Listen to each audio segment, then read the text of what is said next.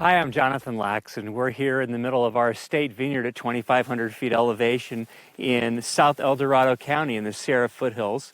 And we planted our Zinfandel vines first vines back in 1992, and we decided to train them in the very traditional method of head training, just like all the other great old vine Zinfandels in California.